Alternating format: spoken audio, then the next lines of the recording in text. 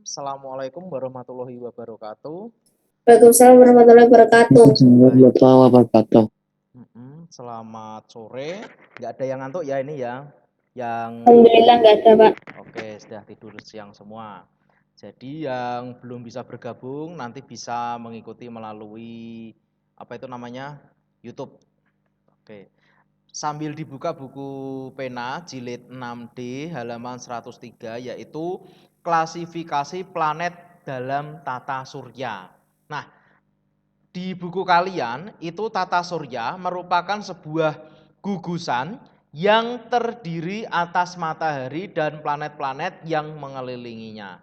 Nah, karakter planet-planet yang mengelilingi matahari itu berbeda-beda berdasarkan keberadaan sabuk asteroid di antara planet Jupiter dan Mars. Planet-planet penyusun tata surya dibagi menjadi planet dalam dan ada juga yang namanya planet luar.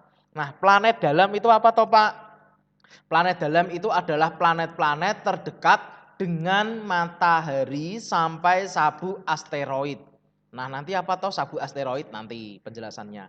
Yang kedua, ada yang namanya planet luar. Nah, planet luar itu adalah planet-planet yang letaknya berada di sabuk asteroid. Nah, sambil disimak di PPT-nya. Nah, menurutmu, lihat gambar di sini. Apakah planet ini termasuk planet dalam? Jelaskan. Bumi, ini sebuah gambar planet bumi. Bumi itu termasuk planet dalam atau planet luar? Planet dalam. Planet dalam. Kenapa? Soalnya dia di dalam sabuk asteroid. Oke, betul sekali. Terima kasih. Selanjutnya, gambar yang kedua. Planet apakah ini? Jupiter. Nah, planet Jupiter apakah termasuk planet luar? Iya. Kenapa? Ya karena di luar sabuk asteroid. Oke, sih betul lagi 100. Nah, karena kemarin kan kita sudah membahas tentang planet-planet. Nah, di dalam bukumu itu nanti itu ada sebuah bacaan atau di halaman 104 itu ada sebuah tabel ya. Sebuah tabel tentang planet dalam, planet luar sama karakteristik di halaman 104 jilid 6D. Planet dalam Merkurius, Venus, Bumi, Mars, berarti ada 4. Sedangkan yang 4 lainnya adalah planet luar. Skala revolusi cepat untuk planet dalam. Kenapa? Karena posisinya dekat dengan matahari. Sedangkan yang luar itu mereka berrotasi dan berevolusinya itu sangat lama. Nah, skala rotasi di situ ada ketentuan waktunya 23 jam 56 menit, berarti hampir dibuat 24 jam gitu ya, satu hari. Sedangkan untuk yang planet luar itu membutuhkan waktu 17 jam untuk berotasi. Itu hanya rotasi loh, belum revolusi. Untuk ukuran planet, untuk planet dalam itu ukurannya kecil, sedangkan yang lain itu besar untuk planet luar. Terus material penyusun itu ada terbuat dari logam dan batuan. Mereka disebut sebagai terrestrial planet. Yang minum boba ini di nganu ya, mute filia. Sedangkan planet luar gas hidrogen dan helium. Itu sebutannya gas giant. Kemudian keberadaan cincin. Planet dalam tidak memiliki cincin, sedangkan yang luar itu memiliki cincin yang mengorbit. Aslinya planet yang lain seperti yang di depan layar kalian ini juga mempunyai cincin. Cuman cincinnya itu hanya tipis. Yang paling tebal planet apa? Saturnus. Saturnus? Iya. Oke, bentar. Nah gini ya. Muka Beni enggak, Pak Beni agak nganu ya, kepotong. Oke lanjut.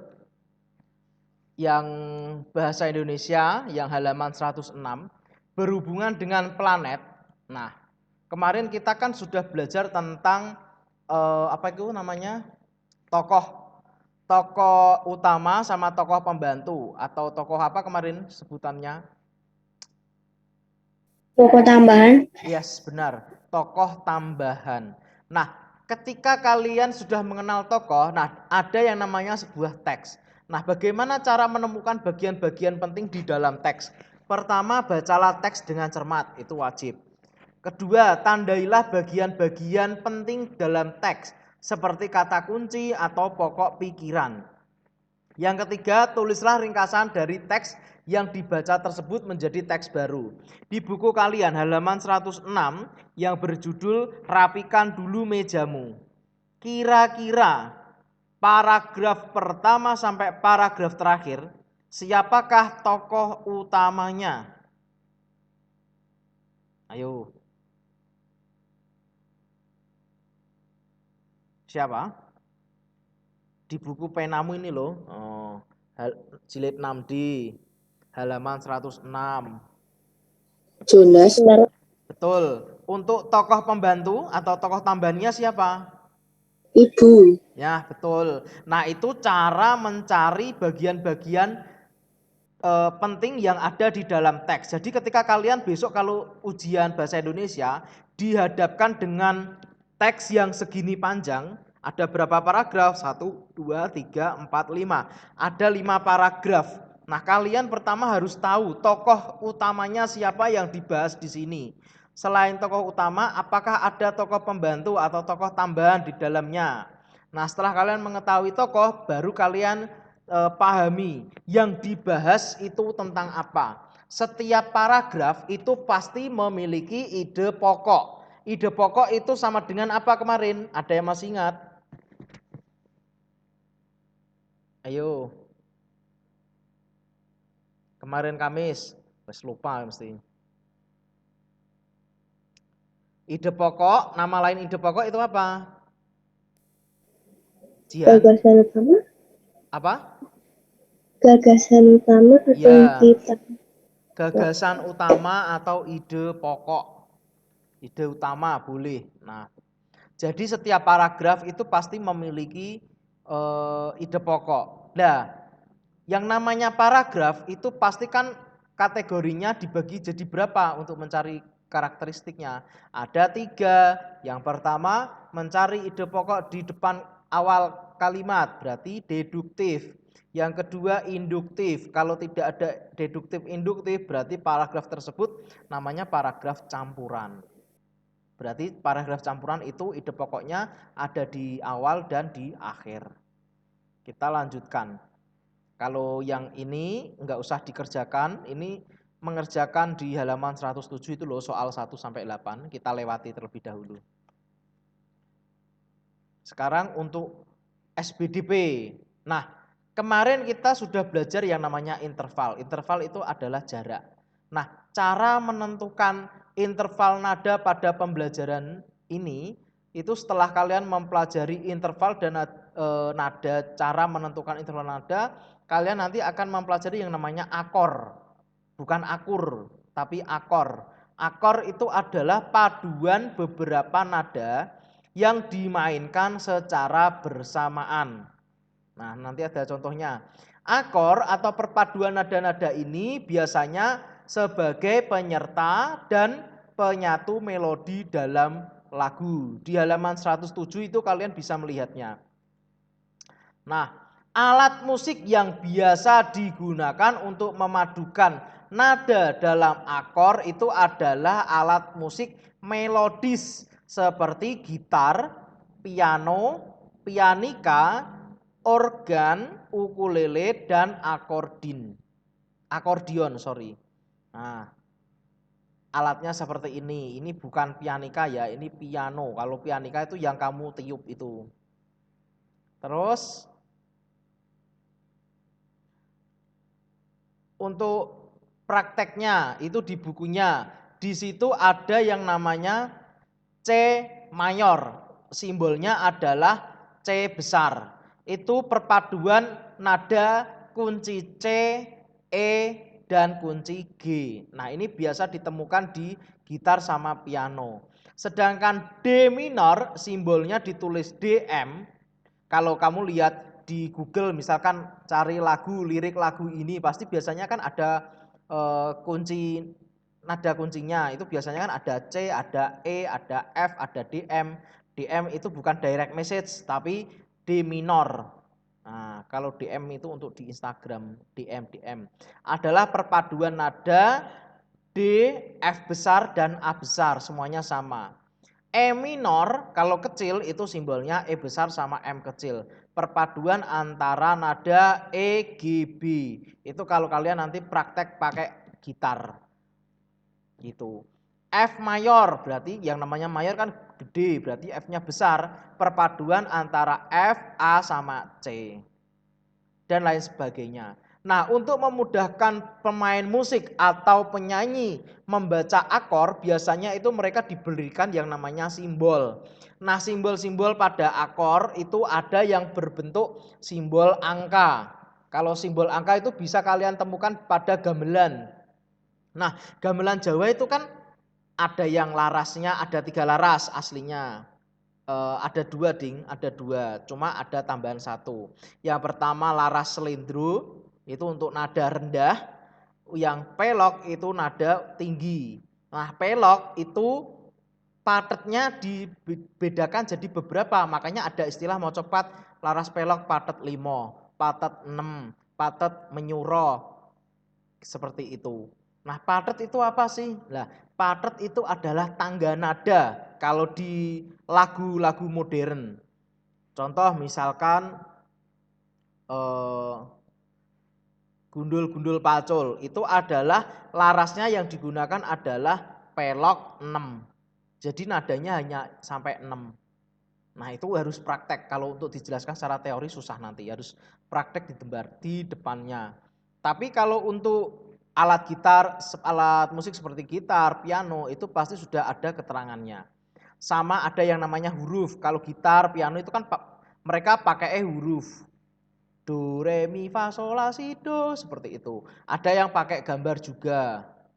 Nah, di buku kalian halaman 108 sambil dibalik, kebetulan di situ ada beberapa contoh kunci nada C. Nah, C besar berarti C mayor. Kalau CM itu berarti C minor. Berarti C minor berarti C antara besar, hitam, yang putih, hitam sama putih. Sedangkan kalau C besar berarti jarimu kamu letakkan pada 3 titik hitam itu pada balok putih. Sedangkan C7 berarti jari kirimu 3 di putih, 1 di hitam. Nah, itu Pak bisa Beni, ya. nggak direcord. Sudah. Kembali lagi pakai C7. Dan lain sebagainya, itu bisa diamati angka-angkanya. Ada yang pakai, ini kalau untuk notasi, ini notasi piano ya. Gitu. Kalau notasi gamelan bisa praktek di sekolah. Lanjut.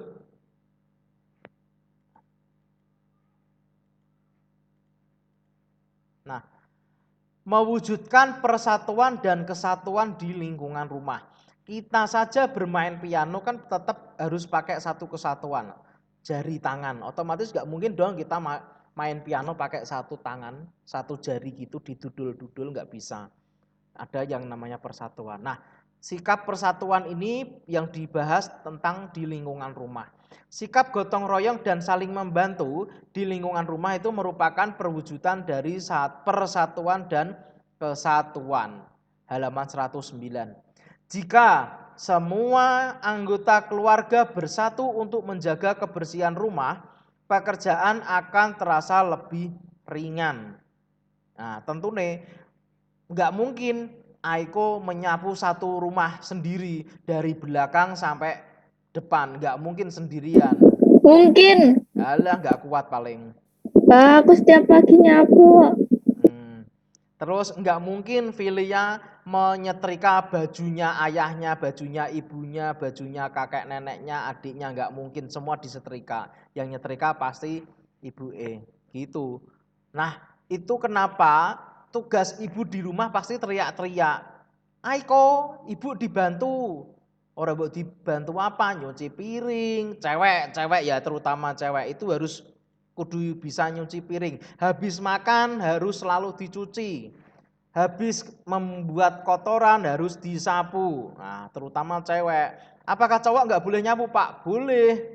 Nah, cowok nyapu suatu kebanggaan yang jos sekali. Terus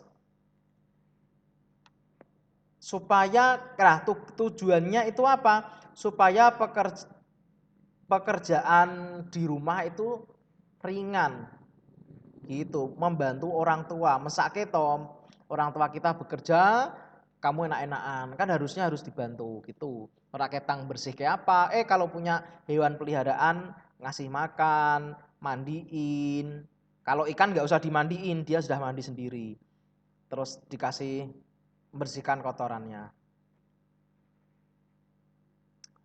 Nah, contoh sekarang kalau kamu pernah ya, kegiatan apa yang kamu lakukan bersama keluarga? Silahkan. Nyapu sama untuk TV. Apa? Godok mie? Godok mie itu bukan membantu, itu membantu diri sendiri. Berarti kayak misalkan ayah ngerjain ini, ibu ngerjain ini. Ya biasanya ibumu masak toh, lah nek ibumu masak, tugasmu nanti bantu nyuci piring setelah makan. Kalau enggak nyapu, nek enggak nyapu, Iya. ibumu nyapu, kamu ngepel. Nah jadi gantian gitu. Ayahku yang nyuci piring. Lah kamu? Aku yang nyapu ngepel. Oh, Aku kecil. enggak nonton TV toh. Oh enggak, aku malah jarang nonton TV malah. Oh ya, sebulan nggak pernah. Nah, kemudian di dalam sebuah cerita, tadi kan kalian ada menemukan tokoh, menemukan setting itu tempatnya, settingnya di mana. Nah, di dalam cerita, kalian juga setelah membaca harus bisa menceritakan cerita tersebut, tapi cerita ini dalam bentuk diagram. Nah, kalian fokus pada tokoh, latar, dan konflik dalam teks dan pemecahannya bagaimana. Misal di buku kalian di mana tadi?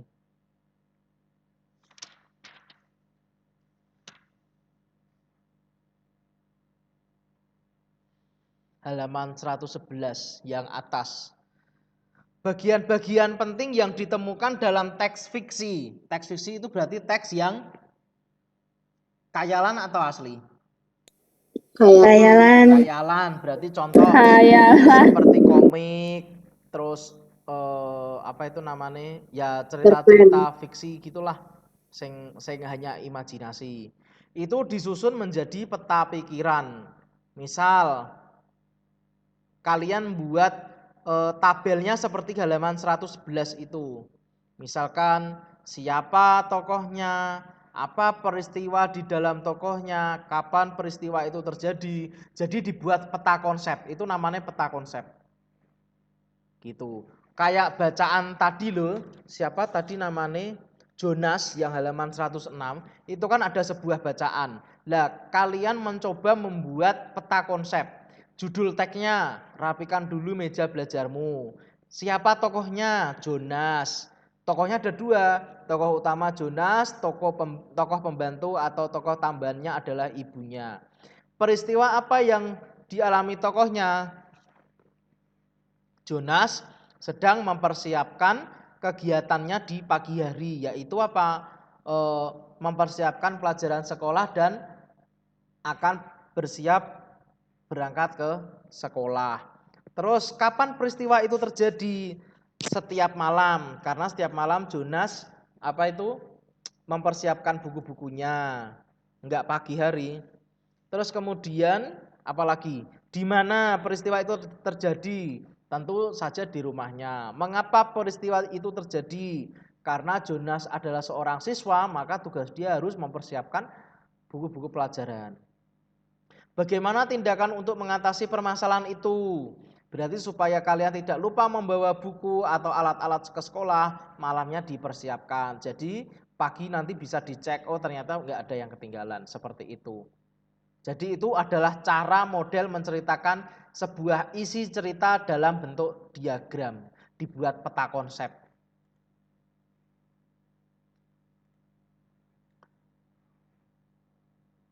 Nah, kembali pada akor. Akor dan interval dalam sebuah lagu. Akor itu tadi apa? Perpaduan nada yang dimainkan secara bersamaan. Do, re, mi, berarti itu dimainkan jadi satu, berarti ada 3 nada. Interval nada maupun akor keduanya saling penting dalam sebuah lagu, sehingga saat menyanyikan atau memainkan lagu. Ini harus praktek.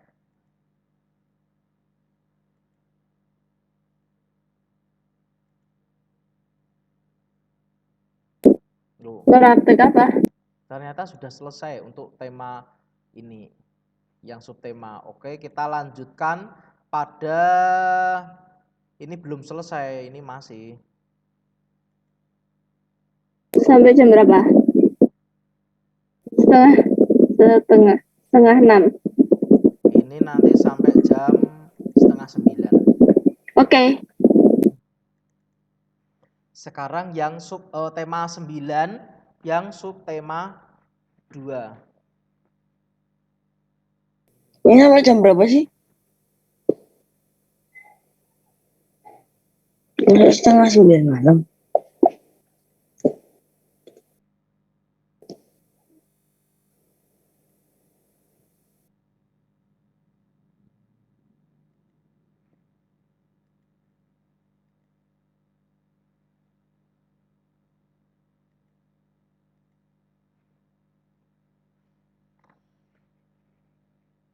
Sekarang subtema 2. Kalau di buku kan itu sudah masuk soal-soal latihan. Pak, ini benar selesai jam 9. Enggak. Nanti. Jam berapa? Setengah 4. 3:30 udah lewat toh. Ini kan mau jam 4 malah. Ini sudah mau jam 4 kan? Setengah 5. Setengah 6. Ya, setengah Jam 5 5. gitu ya. Jam 6. Kita lanjut. Jam 5. Ya, kita Jam lanjut 5. subtema 2. Tema 9, benda angkasa luar dan rahasianya.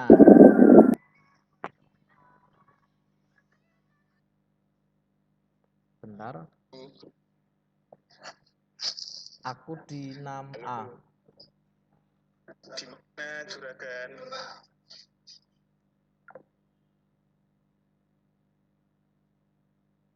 Bentar, Pak Beni sedang dicari ini.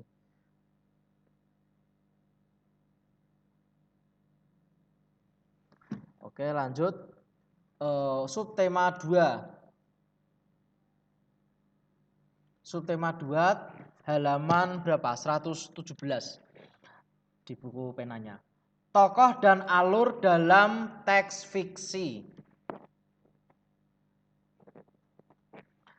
Teks fiksi itu memiliki tokoh dan alur cerita. Nah, tokoh teks fiksi itu tadi kemarin kan tokoh utama, yaitu tokoh yang paling banyak atau yang paling sering dibicarakan. Sedangkan untuk tokoh tambahan, yaitu yang berperan sebagai pendukung tokoh utama. Oke, ini udah clear. Terus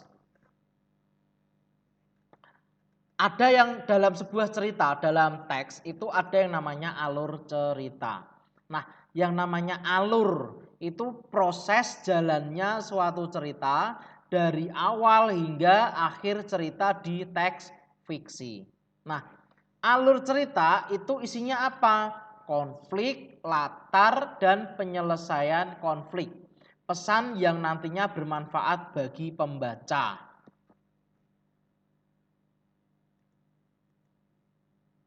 Nah, di buku paketmu itu ada bacaan judulnya Berkunjung ke Planetarium. Nah, Kita lewati ya untuk bacaannya, nanti bisa dibaca sendiri. Terus kita langsung lompat pada muatan IPA di halaman 119. Matahari sebagai bintang dalam tata surya.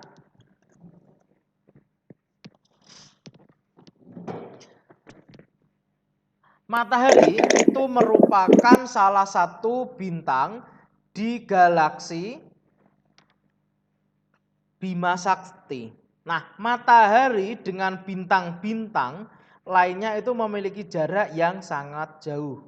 Nah, di sini kebetulan ada gambar sebuah bintang. Bintang ternyata banyak ya, nah, seperti ini. Ada ribuan. Coba kalau nggak percaya bisa kamu hitung sendiri bintang yang ada di gambar ini. Nggak mungkin loh, kecil-kecil ini kok. Lanjut, di buku paket kan ada itu, cuma gambarnya hitam putih. Nah, Pak Beni punya gambar jos. Ada gambar matahari seperti itu. Matahari dengan gaya gravitasinya membentuk sistem tata surya. Ada 8 planet, ya, satelit, asteroid, dan komet yang mengelilingi matahari. Nah, matahari itu memancarkan energinya ke sekitarnya. Nah, di sini bisa kalian amati. Planet pertama Merkurius kecil, Venus, Bumi, Mars sama Bumi ternyata besar Bumi. Iya. Jupiter paling besar, Saturnus, Uranus, dan Neptunus.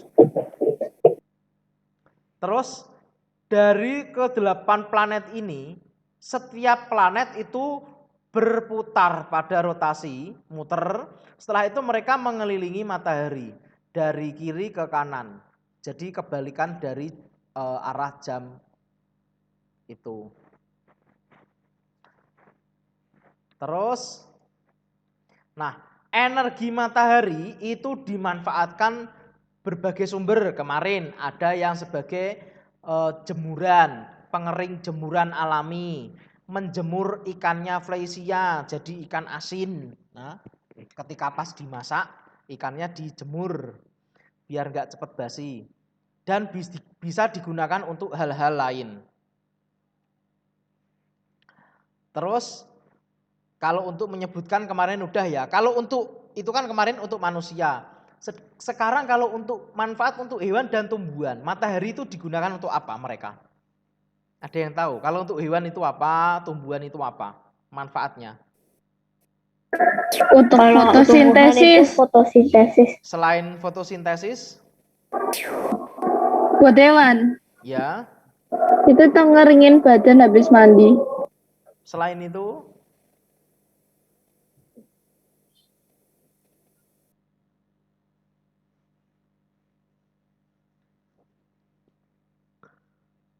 Selain itu apa? Biar gak kedinginan. Kedinginan?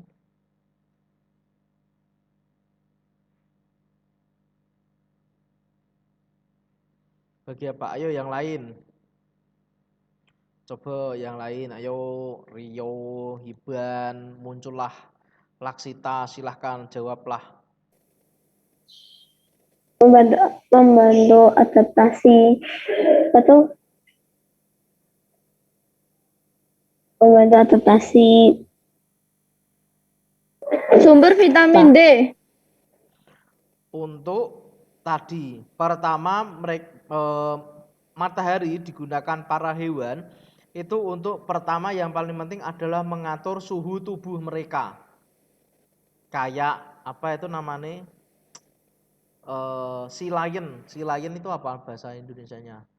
Singa laut. Nah, singa laut yang ada di kutub utara sama kutub selatan itu mereka kan tinggalnya kan di laut. Nah, biasanya mereka itu di daratan itu mereka ingin menyerap hawa panas gitu di dalam tubuhnya, kemudian mereka baru masuk. Jadi di dalam air itu memang sangat dingin.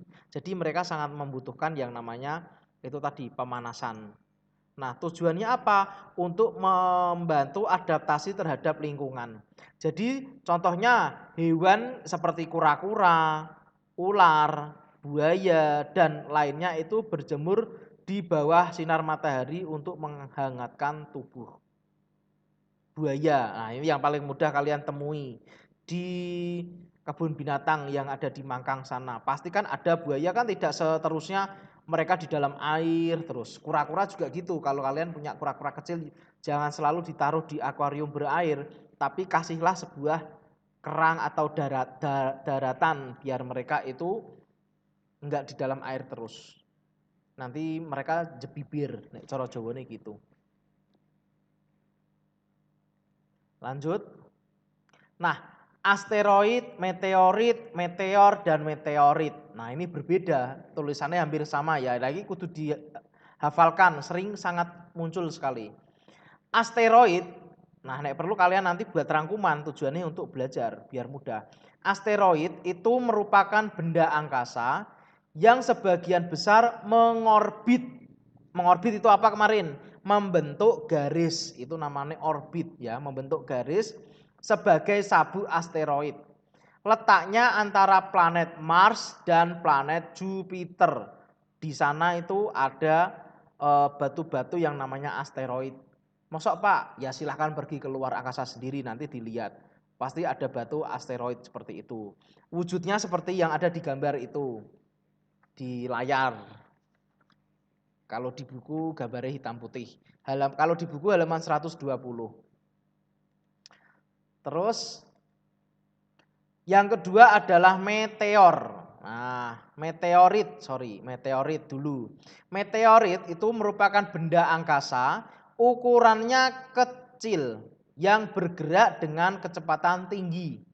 Jadi misalkan kayak bola kasti itu kamu bakar terus kamu lempar dengan cepat. Jadi bentuknya seperti ini. Di sini ada gambarnya itu toh, garis putih itu loh. Nah, itu bentuknya kan lingkaran batu-batuan itu. Kemudian yang ketiga adalah meteor. Nah, meteor itu meteorit yang memasuki atmosfer bumi. Biasanya disebut sebagai bintang jatuh atau bintang beralih. Gitu ya.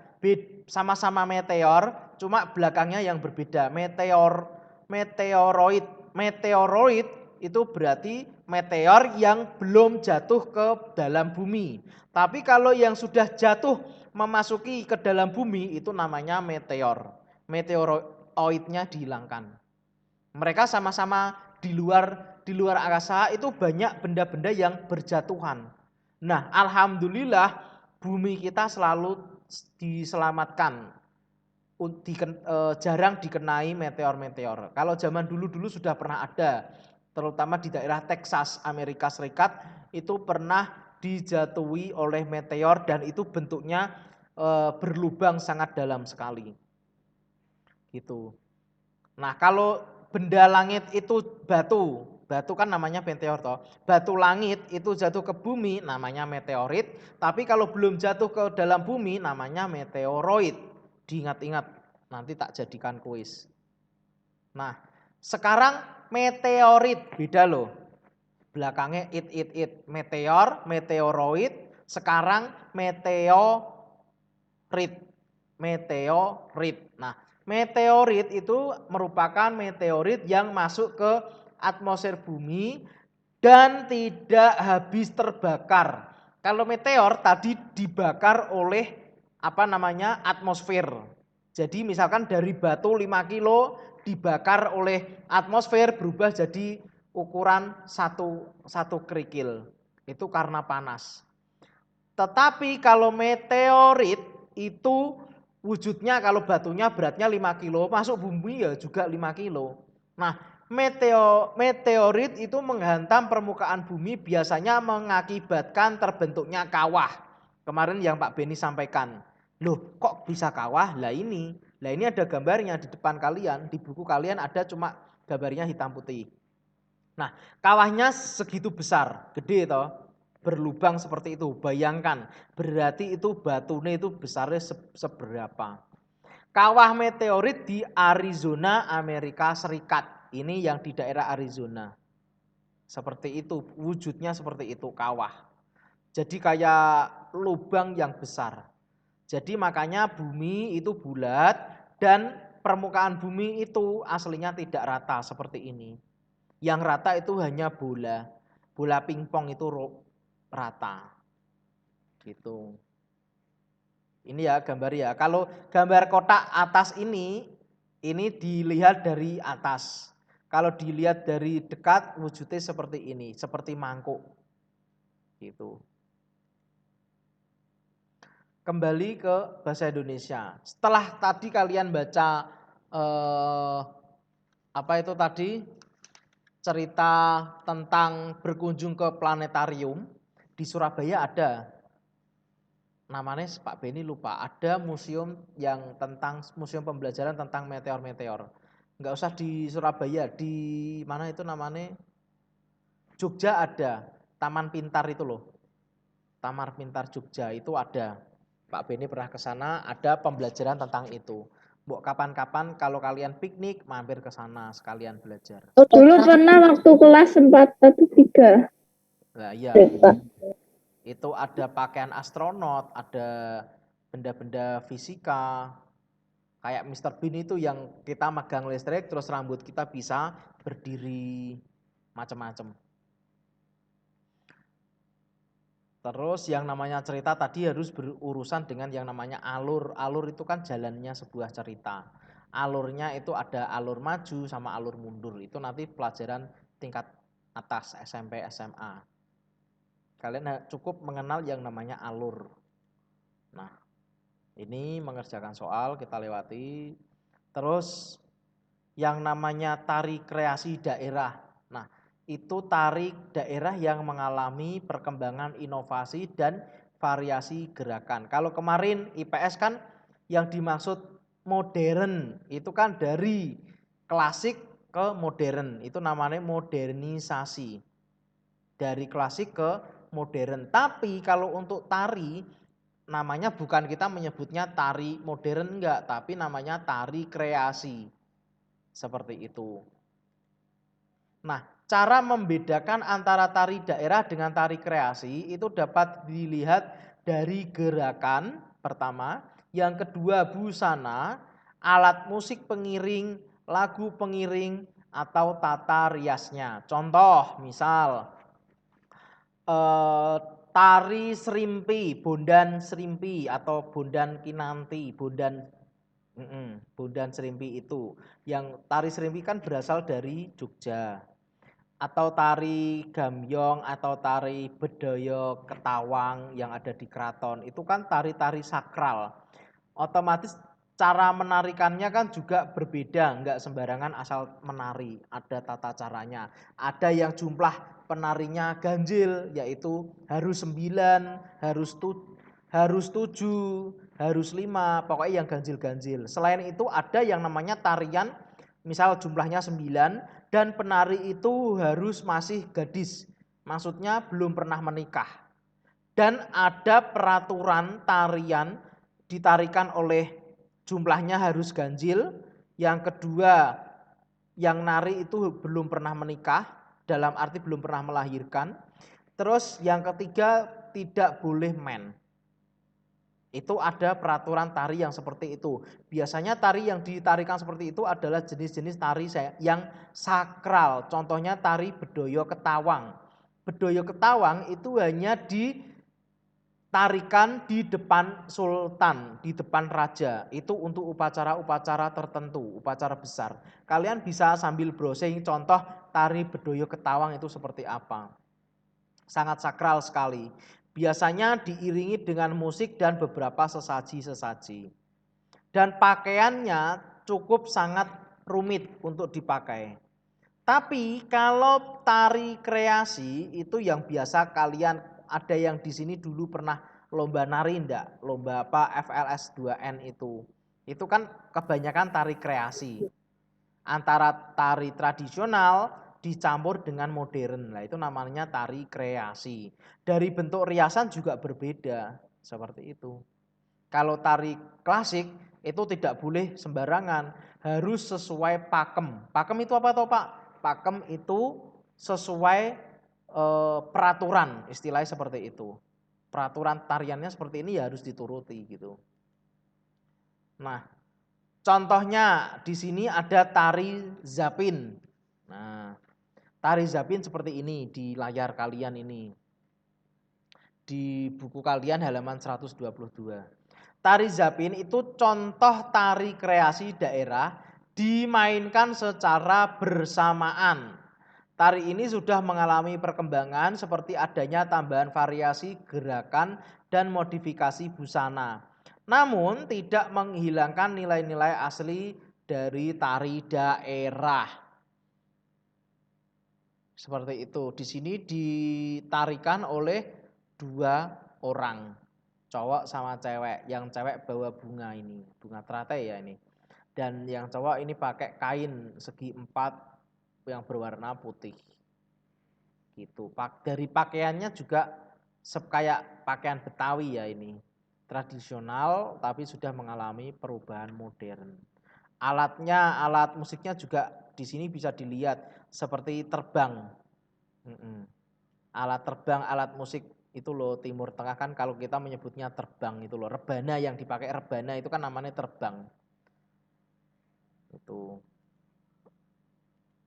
Kalau di buku kalian itu kan ada yang halaman 123, ada yang namanya tari topeng, tari Garuda Nusantara, tari Tarek Pukat, itu kan sudah tari-tari apa itu? Tari-tari kreasi. Kalau gambyong itu jenisnya macam-macam. Ada gambyong pangkur, gambyong pareanom, gambyong mudotomo. Nah, itu kategorinya klasik. Sekarang berhubungan dengan tari. Tari kan ada yang klasik, ada yang modern, ada yang kreasi. Jadi jenis tari itu ada 3 ya, sama. Klasik, modern, dan kreasi. Nah, kita hubungan pada pembelajaran ini, yaitu kehidupan masyarakat akibat modernisasi. Modernisasi itu adalah suatu proses pergeseran sikap dan perilaku masyarakat untuk dapat hidup sesuai dengan tuntutan masa kini. Nah, ciri khas modernisasi itu adalah perkembangan iptek. Seperti Pak Beni sampaikan kemarin, kalau zamannya simbahmu, kalau ngetik itu pasti mereka ngetiknya pakai mesin tik namanya. Kalau kalian kan sudah canggih, pakai tab wis bisa jadi tulisan, pakai laptop wis jadi tulisan, enggak perlu ganti kertas. Kalau zaman dulu salah harus ganti kertas. Zaman dulu belum usum tip X. Gitu. Tip X aja belum ada dulu. Jadi kalau salah ya dicoret. Seperti naskah teks proklamasi yang asli tulisan tangannya Pak Soekarno pada buku tema 1. Nah, itu kan bisa dilihat tulisan tangannya Pak Soekarno ketika masih asli, ketika Pak Soekarno salah menulis itu kan dicoret garis 2 seperti itu. Jadi dulu belum ada tip X-an, apalagi label belum ada. Nah, modernisasi itu terhadap perkembangan sosial budaya masyarakat. Contoh kalau budayanya orang barat ya kerjanya seperti ini. Mereka berjas dan seperti ini karena menyesuaikan iklimnya di sana juga. Karena posisinya mereka di sana itu ya di sana panas sama di Indonesia, cuma panasnya itu beda, tidak seperti di Indonesia. Karena posisi Indonesia itu kan berada di garis tropis. Makanya seperti yang kita praktekkan pakai global kemarin, makanya panasnya itu minta ampun. Di Indonesia pasti kalau keluar pakai jaket. Kalau di luar negeri kamu keluar gitu pakai jaket, wes banyak orang yang akan nanti melihatmu, nanti dikira kamu ini aneh gitu. Jadi jangan kaget kalau ada bule yang ada di Indonesia itu malah mereka memakai pakaian yang terbuka, pakaian yang tipis. Nah, karena itu mereka merasakan itu sangat panas sekali, berbeda dengan yang di luar sana. Kalau di luar sana mungkin ademe panasnya itu kayak adem daerah Ungaran gitu. Ya panas tapi masih ada udara sejuk. Tapi kalau di Semarang seperti ini, ya, kamu sekali keluar langsung jadi gosong kalau nggak pakai sunblock gitu. Lanjut. Nah, contohnya seperti ini. Ini ada gambar ATM. Ketika kamu nggak bawa uang cash, jadi bayarnya pakai apa itu mesin ini. Mesin apa ini namanya? Ada yang tahu namanya? Mesin gesek kah? Iya, mesin gesek namanya apa? ATM. Debit. ATM ya boleh. ATM sekarang kan bisa untuk bayar. Kamu Kredit. kamu narik uang, kamu nyimpen uang juga sekarang bisa kok di ATM. Nggak perlu ngantri ke teller. Tapi kalau mengambil dalam jumlah besar ya harus ke bank. Iya. Karena kalau di ATM kan jumlahnya terbatas. Kamu mau ngambil uang 10.000 dadak ke bank ya buat apa? Secara bukan bisa ya minimal 50 lah. Iya, kamu misalkan belum pernah masuk ke bank, kamu minta mbak tellernya, mbak saya mau narik berapa adik? 10.000 aja, ya ditolak. Di sini minimal harus 50-100.000 gitu. Malah kamu bisa diarahkan masuk ke ATM, lewat ATM aja gitu. Lebih mudah. Zaman dulu belum ada ATM, nyimpan uang zaman dulu itu pakai brankas. Di rumah-rumah pakai celengan. Nah, tapi sekarang sudah ada bank. Lanjut, kalau di dalam dunia pendidikan ini kalian besok kalau SMA, kalian mengikuti ujian nasional seperti ini besok. Yang songgowang ini kayak Jihan ya iki loh. Belakang yang pakai kacamata ini. Enggak. Kui. Jengki Aska cowoknya yang paling depan iki. Enggak. Baca soal menenteng iki. Laptop nomor 8. Yang cewek yang pegang hidung belakang yang besar ini, nah ini Flesia ini, yang pakai kacamata belakang gitu. Yang rambut pendek, yang kanan belakang cowok ini yang Itu panjang. 8. Iya, panjang cuma kan kelihatan pendek lah. Ini kayak Aiko. Nah lagi serius ya kayak gini. Lagi contohnya modernisasi di sekolah, di depan laptop lagi ujian. Terus yang namanya menyusun cerita fiksi itu berdasarkan urutan potongan gambar. Kalau kalian ingin membuat cerita itu kan pasti harus urut berdasarkan waktu. Enggak mungkin kalian bercerita piknik Semarang, Bali. Enggak mungkin kalian cerita saya di Bali 5 hari. Lah pertanyaannya kamu berangkat kapan? Dengan siapa? Pasti kan harus dikasih penjelasan. Pertama itu orientasinya apa? Saya berangkat ke Bali dengan siapa? Terus dalam rangka apa? Lah itu diceritakan. Setelah itu baru masuk ke bagian-bagian cerita yang lain, termasuk waktu, tempat, suasana, dan kalau bisa diberi potongan gambar supaya mendukung. Jika potongan gambar disusun secara acak, maka susunlah potongan gambar tersebut agar kamu mudah menggabungkan gambar. Hubungkan semua unsur dalam potongan gambar sesuai dengan imajinasimu. Tulis sebuah cerita fiksi, ini bukan fiksa ya, fiksi dari gambar-gambar tersebut secara runtut. Ini praktek membuat cerita. Di buku pena itu ada contohnya.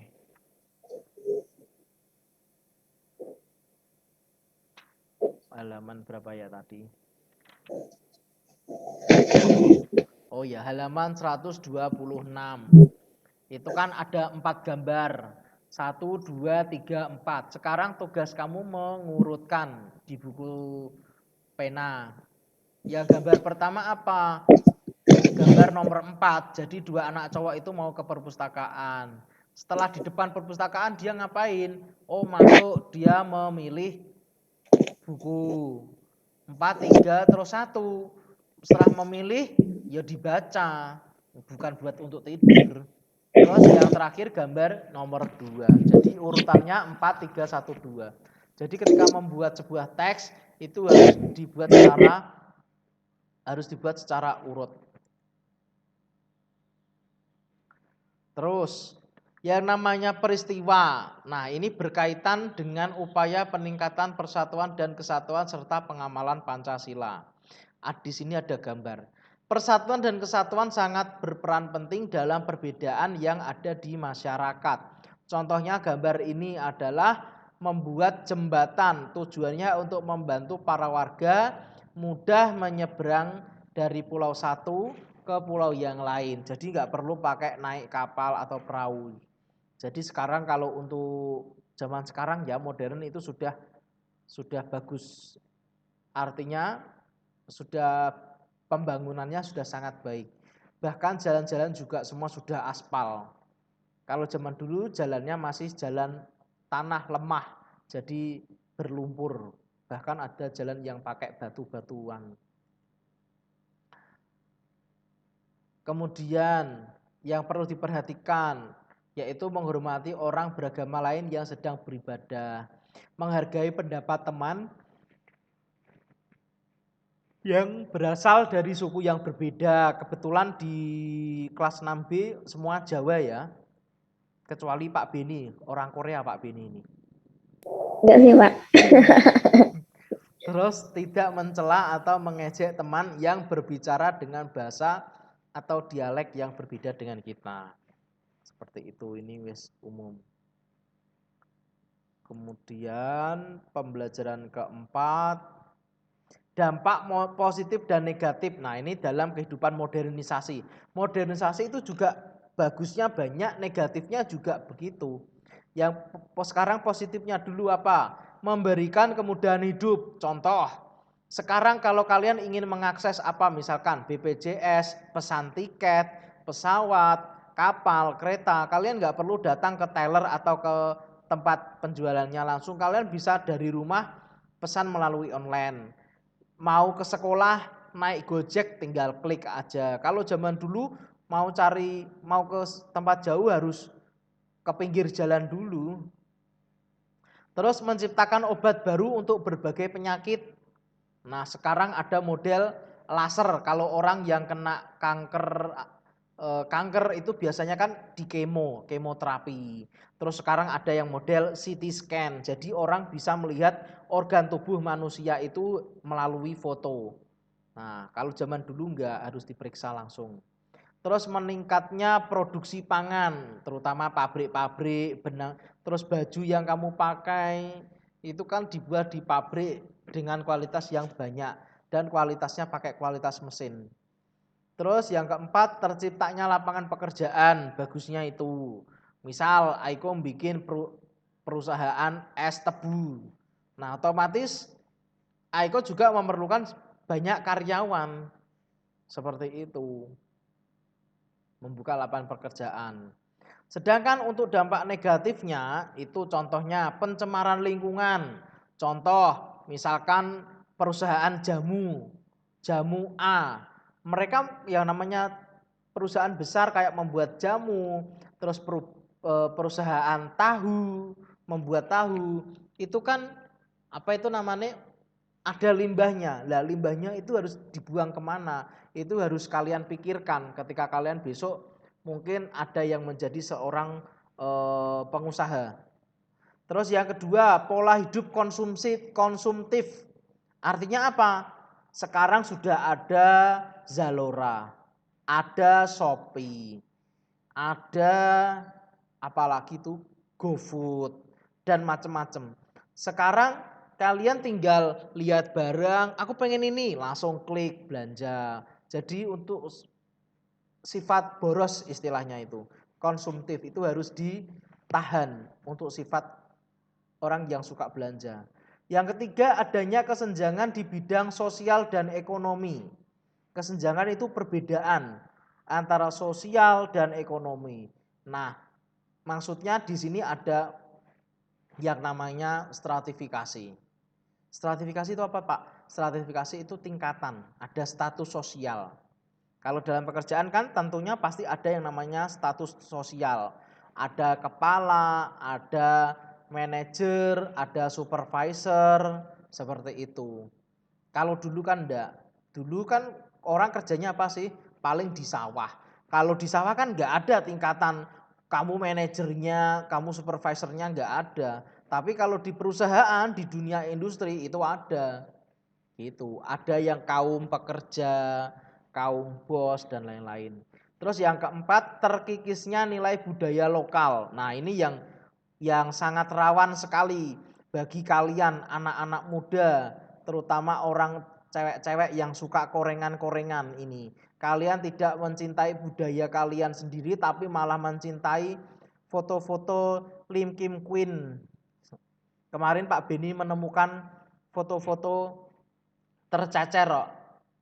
Foto-foto Pak Beni, Lee Kyung Hun, apa sopo itu. Tapi sekarang sudah nggak ada, sudah diambil.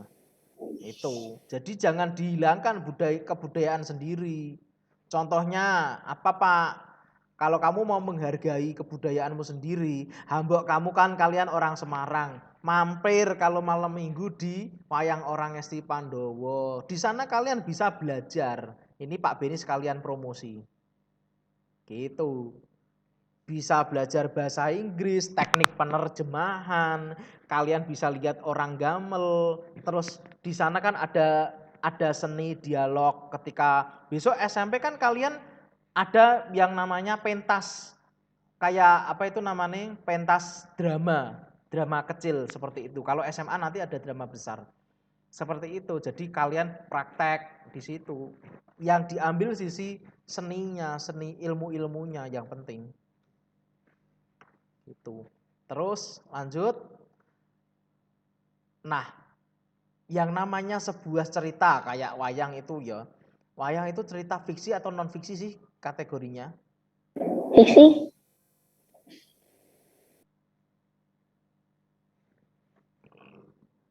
Ya, ceritanya adalah cerita fiksi. Yaitu cara membuat cerita fiksi itu bagaimana? Bisa melalui pengalaman pribadi.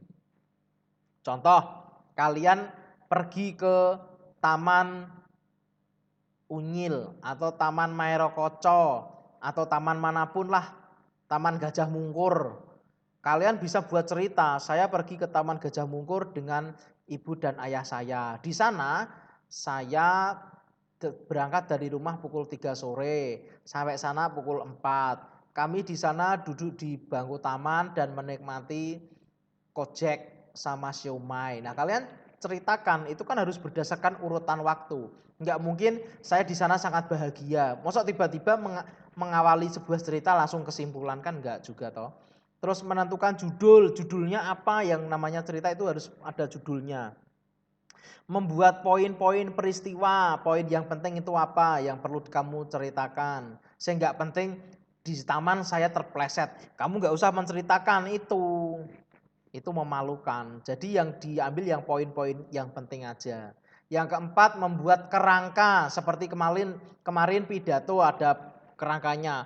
Salam pembuka, pendahuluan, isi, penutup, kesimpulan, dan lain-lain. Yang terakhir, menulis cerita berdasarkan pengalaman pribadi. Nah, itu yang penting. Terus, nah, ketika kalian bercerita, nah itu pastikan kalian lakukan 2 orang minimal. Enggak mungkin kalian cerita sendiri.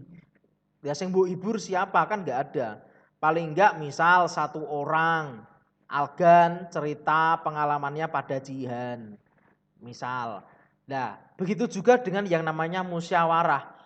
Musyawarah itu sebagai bentuk persatuan dan kesatuan. Yang namanya musyawarah itu pasti dilakukan minimal 2 orang atau lebih. Biasanya itu dilakukan saat kelompok. Seperti gambar contoh ini. Ada 5 orang, yang satu sedang ngobrol, yang satu nyatet, yang lainnya menanggapi atau ada yang bertanya. Itu namanya musyawarah. Nah, hal-hal yang perlu dilakukan saat musyawarah. Yang pertama, menghargai dan menghormati pendapat. Jadi ketika di kelasmu ada yang tanya pada Pak Beni. Jadi hal yang harus kalian lakukan apa? Kalian harus diem, dengarkan, kasih kesempatan temanmu untuk ngobrol. Jangan yang satu lagi ngobrol, yang satu ngobrol, ya nggak bisa masuk. Yang kedua, menerima hasil keputusan. Misal hari ini kelasnya harusnya tadi kan jam 1:30, Pak Beni undur 2:30 sampai jam 3 karena ada masalah wifi. Nah ini kan termasuk musyawarah, Pak Beni ngomong kepada kelas seperti itu.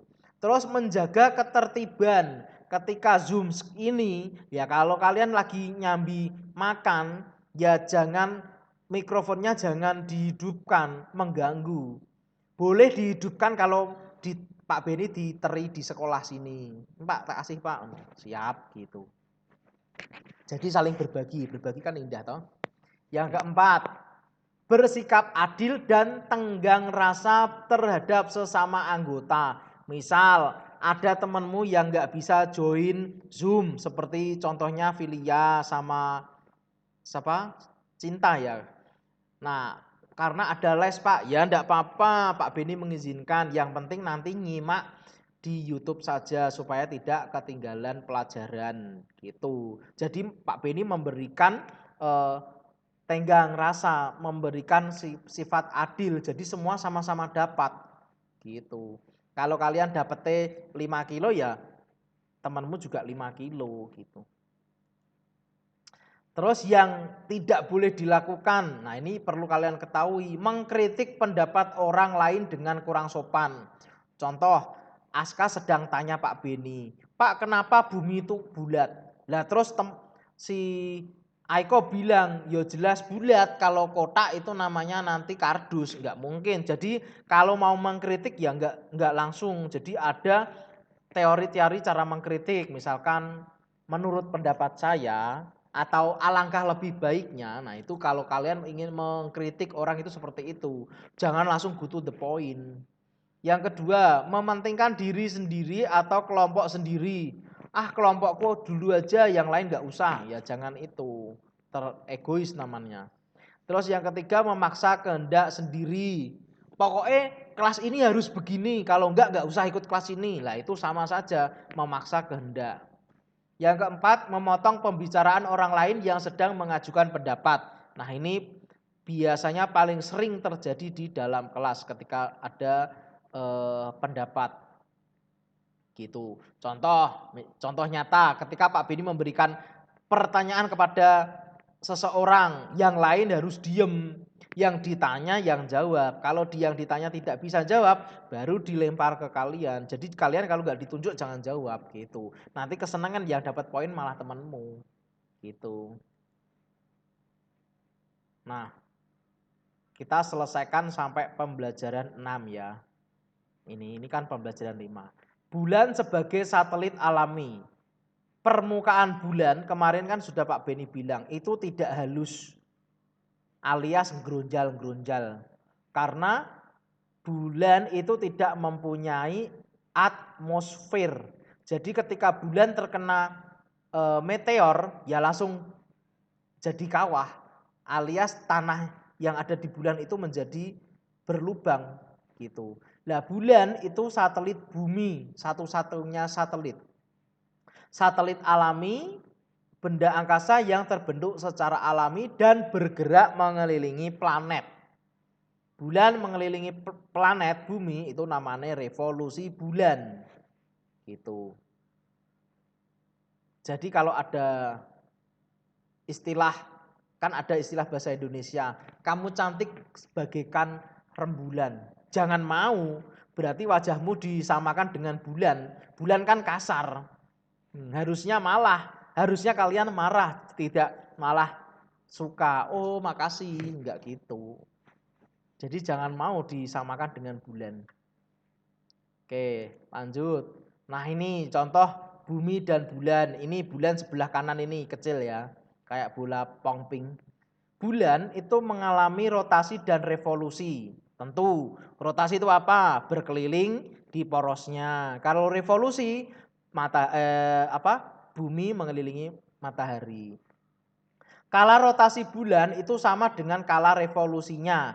Jadi ketika bulan berotasi itu waktunya sama ketika dia berkeliling bumi. Nah, revolusi bulan itu 30 hari, 29,5 hari. Hampir 1 bulan, sama. Bentuknya seperti ini. Ini bumi kalau dilihat dari luar angkasa ya. Bagus ya, ini Afrika. Yang putih-putih ini awan kinton. Kalau yang biru muda itu berarti lautnya dangkal. Kalau biru tua berarti itu kalau kamu masuk ke dalam itu lautnya sangat dalam sekali. Seperti itu. Sedalam apapun masih dalam hati. Lanjut. Menulis cerita fiksi. Nah, misal kalian Pak Beni minta buatlah deskripsi tentang bumi. Pasti kalian akan mendeskripsikan, oh bumi itu adalah sebuah planet yang satu-satunya planet yang dihuni oleh makhluk hidup seperti manusia, hewan, dan tumbuhan. Bumi memiliki satelit alami yang bernama bulan. Nah, terus bumi itu kebanyakan permukaannya itu adalah air. Seperti itu. Jadi kalian deskripsikan. Otomatis ketika kalian membuat cerita, itu kan ada tokoh utamanya. Tokoh utamanya siapa? Bumi. Loh lah Pak Mi-nya kemana Pak? Pak Mi-nya lagi ngojek. Gitu. Jadi kudu bisa membedakan ya tokoh-tokoh utama terutama. Nanti kalau diminta buat cerita. Kalau bisa dibuat gambar. Nah itu lebih membantu. Nah, berhubungan dengan tari tadi, Pak Beni kan tadi udah bilang, upaya melestarikan tari kreasi daerah. Upaya itu cara melestarikan itu gimana? Supaya tari daerah itu dapat diterima oleh masyarakat. Sekarang kan zamannya korengan-korengan itu yang merusak budaya bangsa sendiri. Bahkan anak muda itu lupa akan budayanya sendiri. Ini ada tari apa ini? Di gambar ini kayak tari kupu-kupu ya, tari Garuda ini. Namun nilai-nilai yang terkandung juga penting. Ada tari misal gambyong itu kalau menurut sejarah keraton itu zaman dulu digunakan untuk proses penyembuhan orang sakit. Hebat toh, nari wae iso nyembuhke orang sakit. Tapi kalau sekarang itu digunakan untuk menyambut tamu. Kalau dalam acara-acara seperti itu, tari pembuka. Nah, ini ada sebuah tari.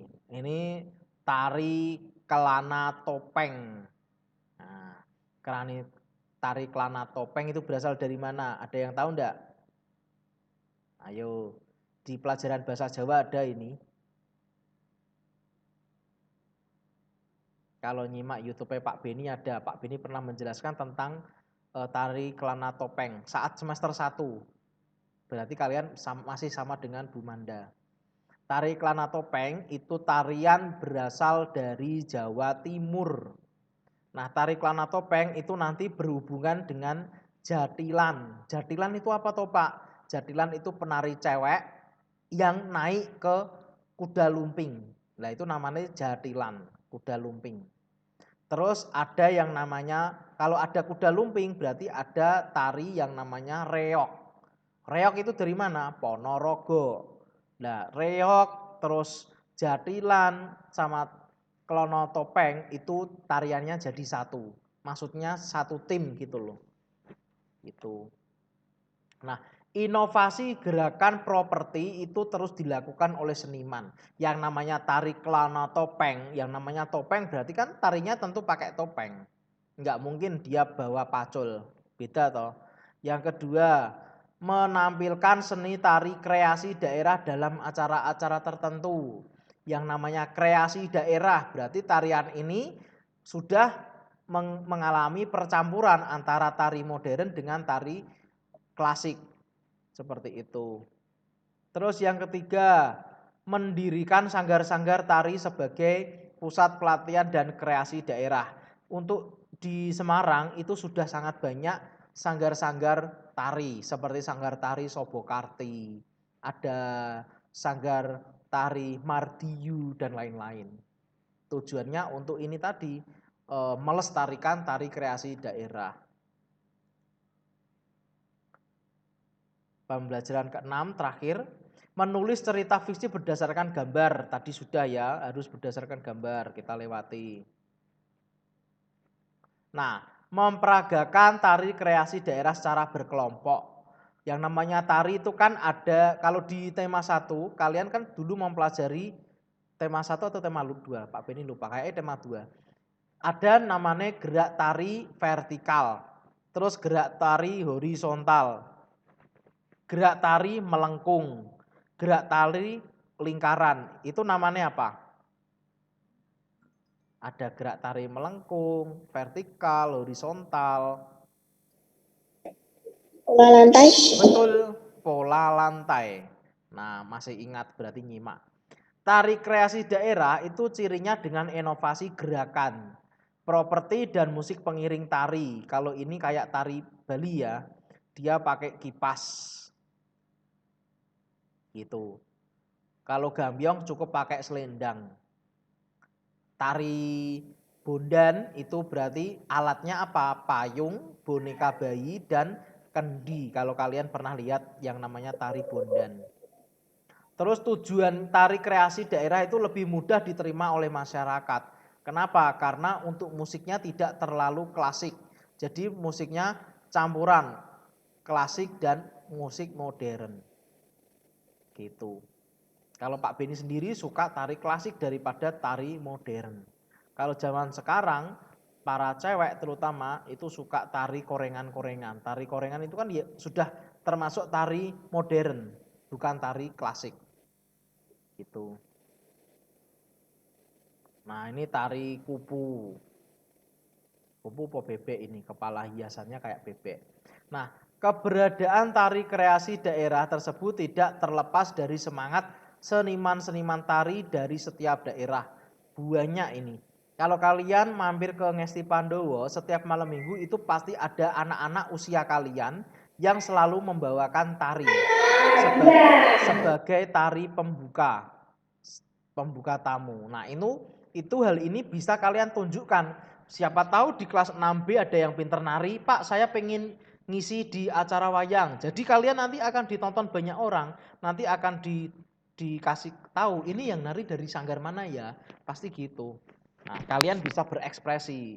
Atau Jihan ingin nyanyi, boleh di malam minggu pentas nyanyi atau nembang boleh. Jadi bakat apa yang kamu punya itu tunjukkan. Gitu. Nah, tidak hanya seniman saja, kita sebagai generasi penerus bangsa juga harus ikut serta dalam melestarikan budaya seni daerah. Wajib hukumnya ini, enggak boleh sunah.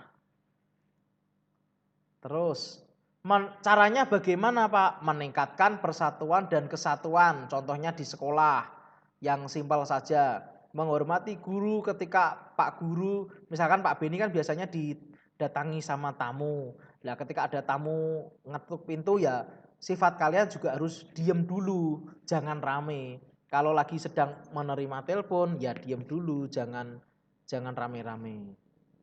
Terus tidak mengejek teman. Nah, ini terutama cowok cewek di kelas tidak boleh saling mengejek.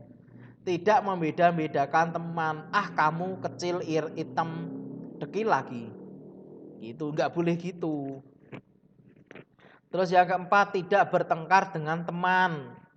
Nah, yang kelima, mematuhi peraturan sekolah. Lah ini poin yang kelima yang sangat sulit untuk kalian lakukan. Kok bisa setiap hari Pak Beni selalu ngoyak-ngoyak cek laci. Pasti banyak sampah-sampah kertas, sampah permen, sampah bungkus. Kemarin habis praktek disuruh di luar sebentar malah nyampai pateng selebar gitu. Bukan berarti kalian nggak boleh makan, enggak. Kalian harus punya sikap tanggung jawab. Kalau kalian makan, ya bungkusnya dibuang di tempat sampah dong, gitu. Kalau nggak ada tempat sampah ya disimpan dulu. Nanti kalau ada tempat sampah tinggal dibuang. Itu. Ini yang paling sulit. Terus yang kedua, tempat sepatu. Kalau mau masuk gedebuk-gedebuk, sepatunya pateng kececer-cecer, nggak ditata. Kalau orang Capricorn itu kan orangnya disiplin. Nah, Jihan disiplin enggak? Ya enggak, belum tentu. Gitu. Karena kita ulang tahunnya sama. Terus lagi contoh berdoa. Nah, ini jika teman kalian sudah masuk kelas semua, Pak Beni atau Pak Guru, Ibu guru yang lain sudah masuk di kelas, enggak usah diminta untuk menyiapkan. Langsung kanan kiri temanmu ditengok. Kalau sudah anteng, enggak ada suara, baru ketua kelas atau perwakilan yang lain menyiapkan. Semuanya berdoa atau duduk siap, berdoa mulai. Jadi tegas gitu. Manfaatnya apa? kerukunan, keharmonisan di sekolah akan tercipta. Kelas juga menjadi kompak, rasa solidaritas antar teman semakin tinggi. Sekolah menghasilkan prestasi yang bagus. Alhamdulillah untuk kelas 6B prestasinya bagus-bagus semua. Oh, sudah selesai ternyata. Untuk cepat banget ya, nggak kerasa. Ternyata untuk tema 9, subtema 2, alhamdulillah sudah berakhir. Baik PPKN, Bahasa Indonesia, IPA, IPS, SBDP sudah clear. PR kita tinggal besok Senin saja, yaitu tema 9, subtema 3 terakhir. Setelah itu nanti kita baru pembahasan soal-soal. Untuk soal fotokopi tadi, itu kalian kerjakan, besok Senin kita bahas bersama. Langsung dikerjakan di situ. Pakai pensil dulu enggak apa-apa, jadi nanti kalau salah bisa dihapus, diganti pakai pulpen. Oke. Dari sini ada yang ingin ditanyakan? Oke, kalau enggak ada, silahkan kalian mandi. Bau masih sampai sini. Habis olahraga. Pak, sudah mandi kok, Pak. Lah itu hidungnya masih. Aku tadi Pak, tadi pagi. Lah, podo wae. Kalau tidak ada Pak Beni akhirnya ya Pak Beni mau pulang, nanti malam ada show. Show itu apa Pak? Apa bahasa Tampilan. Yes. Tunjukkan apa, Pak? I have a performance in Wayang. Sobokarti. Yes. Oh. Ya, di Sobokarti nanti malam jam 7. Wayang. Tonton. Ya statusnya Pak Beni aja toh. Enggak usah ditonton, nonton YouTube-nya saja cukup. Kasih like sama subscribe. Subscribe. Ya. Dibantu subscribe. Subscribe. Oke, kalau ada pertanyaan Pak Beni akhiri Dan subrek. Oke, selamat sore. Wassalamualaikum warahmatullahi wabarakatuh. Waalaikumsalam warahmatullahi wabarakatuh. Oke.